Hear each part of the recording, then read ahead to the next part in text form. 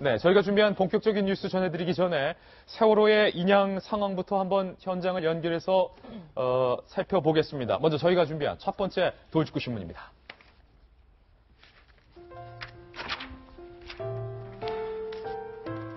간밤에 문제가 됐던 세월호의 이 선미 램프 제거 작업이 안전하게 모두 다 마쳤습니다. 이제 세월호를 끌어올리는 작업도 목표치까지 얼마 남지 않았습니다.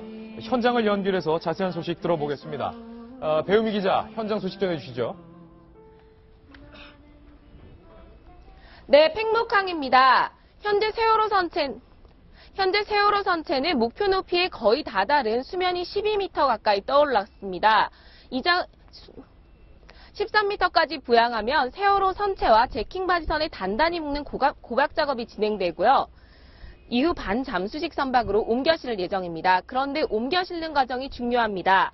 반잠수식 선박 위에 선체를 올릴 공간은 160m 정도인데요. 세월호 선체 길이가 145m에 달해 여유가 거의 없습니다. 해양수산부와 인양업체는 어제 오후 6시쯤 좌연 후미 램프가 열려있는 것을 확인하고 절단 작업을 시작했습니다. 11m 길이의 램프가 아래로 열려 있어 절단하지 않고는 인양 작업이 불가능하다고 판단했기 때문입니다. 램프는 배와 육지를 연결하는 개폐형 다리라고 볼 수 있는데요. 자동차 등 화물이 이곳을 통해 선내를 오가는 겁니다. 오늘이 소조기 마지막 날이기 때문에 밤샘 작업이 이어졌고 오늘 아침 6시 45분쯤 4개의 연결부를 모두 제거했습니다. 세월호를 끌어올리는 작업도 속도를 내고 있습니다. 수면 13m까지 부양한 세월호 선체를 2차 구박한 뒤 약 1km 떨어진 반잠수식 선박에 옮기는 작업까지 오늘 자정 안에 마무리돼야 합니다. 내일부터는 물살이 차츰 빨라지는 중조기가 시작됩니다.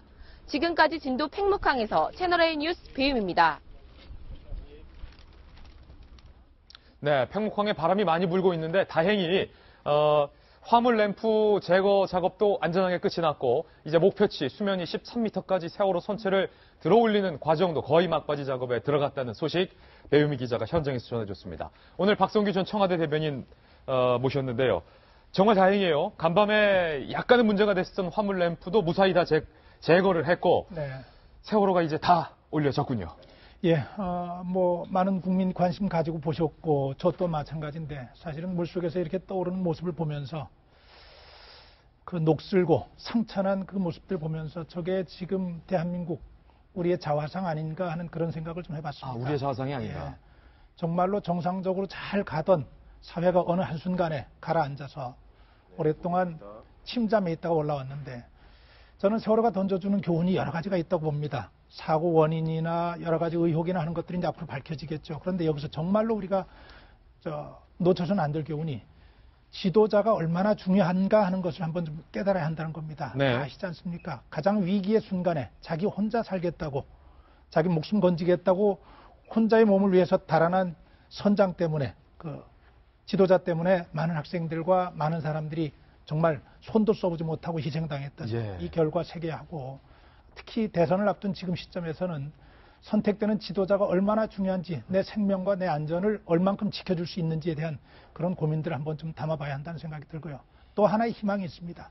세월호에 이렇게 보여주는 전 국민적인 관심을 보면서 혹시 아세요? 내일 모레가 혹시 무슨 날인지?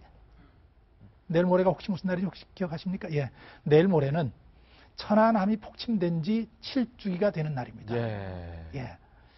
사실은 세월호에 보내지는 관심의 한 30%만큼이라도 천안함 폭침에 희생됐던 우리 46명의 병사들, 장병들에 대한 관심으로 이어진다면 얼마나 좋을까. 그분들은 정말 우리 국민의 안전을 지키기 위해서 목숨을 담보로 경계를 하던 우리 군인들이었거든요.